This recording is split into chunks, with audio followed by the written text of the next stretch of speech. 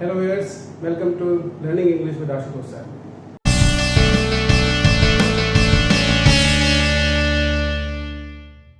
आज एक बहुत इंपॉर्टेंट कॉन्सेप्ट मैं आपको पढ़ाने वाला हूँ, जिसका नाम है इन वर्सेस इनटू।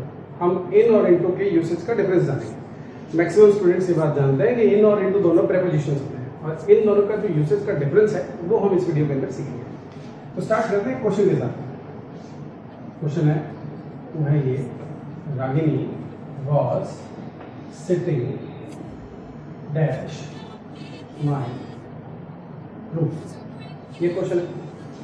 फिर एक क्वेश्चन और आपके लिए, drop the coin dash the river। ठीक है, दो क्वेश्चन है। पहले मैं चाहूंगा कि वीडियो को पॉज करें और बस एक ब्लड शॉट लेके देखें कि आपके हिसाब से इस क्वेश्चन के अंदर इन और इनटू में से किसको फिल करना चाहिए। ठीक है, सिमिलरली इस क्वेश्चन के लिए आपको ये काम है। एक बार आप वीडियो को पॉज करके इसको अटेंड करें। ऑलराइट, तो अटेंड कर लिया होगा। अब हम आते हैं कॉन्सेप्ट, ताकि मैं आपको कॉन्सेप्ट को समझाकर आपको बता सकूँ उसका आंसर में कैसे डेफिनेट करना। चलो, तो इन और इनटू में जो डिफरेंस होता है वो ये होता है कि अगर हमें सेंटेंस में इनवर्ड मोशन, अगर हमें सेंटेंस में इनवर्ड मोशन को डिनोट करना हो, दिखाना हो, मेंशन करवाना हो, तो हम यूज करते हैं इनटू का।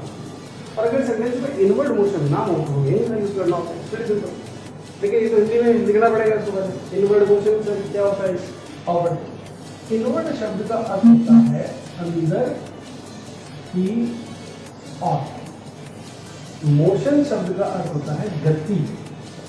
यानी कि अगर सेंटेंस में अंदर की ओर गति दिखे, सेंटेंस को पढ़ के आपको ऐसा लगे तो आप इनटू का यूज कर दो। अगर ऐसा ना लगे तो आप यूज कर लो इन का। ठीक है ना? तो आप ऐसा भी कह सकते हो कि स्टैटिक वर्ब्स जो होती है उनके साथ में आप देखोगे ज्यादातर इन का यूज किया जाता है, इनटू का यूज नहीं करते, क्योंकि उनमें मोशन नहीं होती। स्टैटिक स्थिति जो है ना, हिलेगी नहीं।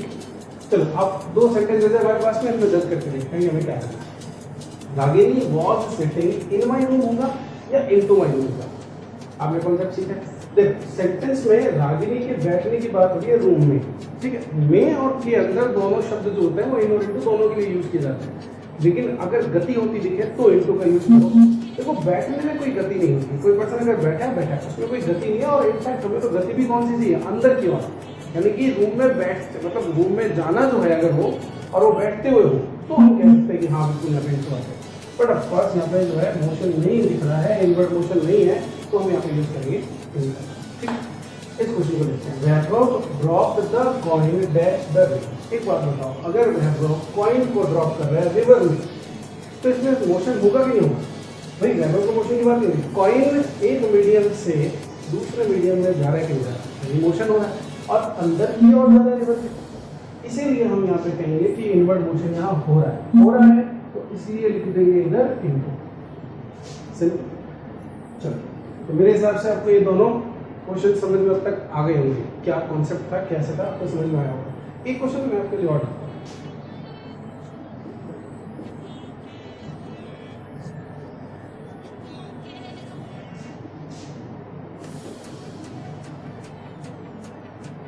अब जो क्वेश्चन आपके सामने है वो है, विजय वॉक्ड डैश आर क्लासरूम। इस सेंटेंस के अंदर आपको बताना है इन हो गए। वीडियो को पॉज करो और एक बार देखो इन और इनटू में से आपको क्या चूज करना है। ठीक है, तो अब तक आपने डिसाइड कर ही लिया होगा। अगर आपने चीजों को ढंग से समझा अब तक जो मैंने पढ़ाया था, तो उसके अनुसार आपने जरूर इसके अंदर आंसर चुना होगा इनटू, है ना? वॉक एक ऐसी वर्ब है जिसमें मोशन हो रहा है और क्लासरूम में जाने की बात हो रही है, अंदर की तरफ गति है, हम कहेंगे इनटू इसका आंसर। लेकिन मेरा सवाल सिर्फ इतना सा नहीं है कि यहाँ पे इनटू आंसर सही है क्या। मेरा सवाल ये भी है कि क्या इन यहाँ गलत है, और इसका आंसर यह है कि इन यहाँ गलत नहीं है, इन भी यहाँ पे सही हो सकता है। देखिए, यही बस बात होती है कि हमें जब कॉन्सेप्ट पढ़ना होता है ना, हमें कॉन्सेप्ट जो वो पावर देता है ये समझने की कि एक सेंटेंस के लिए या एक क्वेश्चन के लिए दो आंसर कैसे पॉसिबल हो सकते हैं। बट ये भी समझना कि दो अगर आंसर्स हैं तो वो दो डिफरेंट सेंटेंसेस बनेंगे, उन दोनों के दो डिफरेंट मीनिंग्स होंगे। ठीक है, चलो देख लेते हैं अपन। इनटू कैसे सही है वो तो आप जानते ही, लेकिन इनको भी समझो कैसे सही है। जैसे मान लो कि ये आपका क्लासरूम है, ये क्लासरूम का गेट ये आप यहाँ पे बैठे हो, बढ़िया से सुंदर से आप यहाँ बैठे, और ये विजय जो है ये पर्सन बाहर खड़ा है, और ये ऐसे अंदर आए, वॉक करते हुए अंदर आए। अगर वॉक करते हुए अंदर आएगा तो ये एक्सटर्नल मीडियम से इंटरनल मीडियम में आया, अंदर वाले मीडियम में अंदर की ओर गति कर रहा है, इसलिए आप क्या यूज कर लोगे, इंटू यूज कर लोगे। ये सब मेरे हिसाब से आप सब लोगों ने इमेजिन भी किया था, इसी कारण से आपने इंटू को चुना।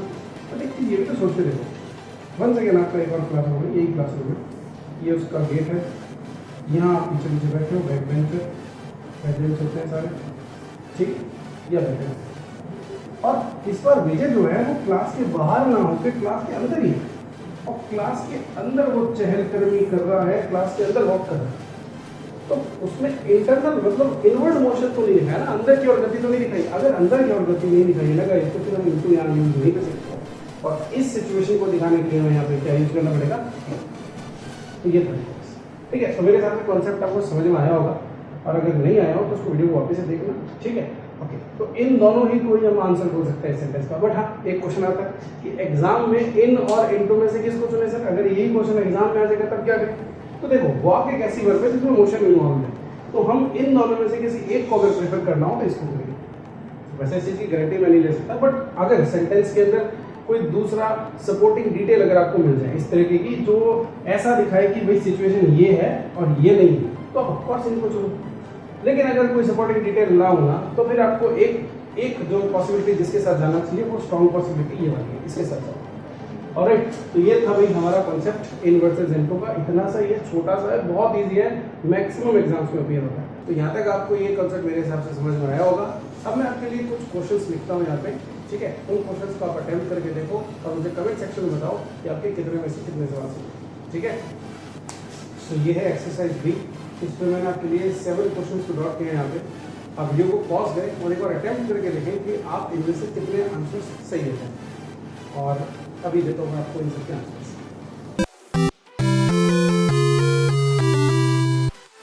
तो ये है आपके आंसर्स। इन आंसर्स के ऊपर चेक करके देखिए और मुझे कमेंट सेक्शन में बताइए कि आपके 7 में से कितने आंसर्स ठीक थे। ऑलराइट गाइस, तो मिलते हैं हम अगले वीडियो के अंदर। तो ये वीडियो अगर आपको पसंद आया तो प्लीज़ लाइक करें, किसी भी तरह की फीडबैक के लिए कमेंट करें, फिर please share it so that it reaches maximum number of students. और अगर मेरा काम आपको पसंद आया तो चैनल को जरूर सब्सक्राइब करें। चैनल का नाम है learning English with Ashutosh sir. चलिए, so this was I Ashutosh Kumar signing off from learning English with Ashutosh sir. I'll see you in the next one. Bye bye.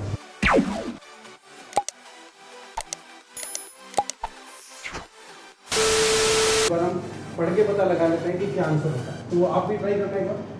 Ragini was sitting on. Sir Ragini को किस पे बिठा रहे हो? अरे ऑन नहीं लिखना था, रुक रुक रुक।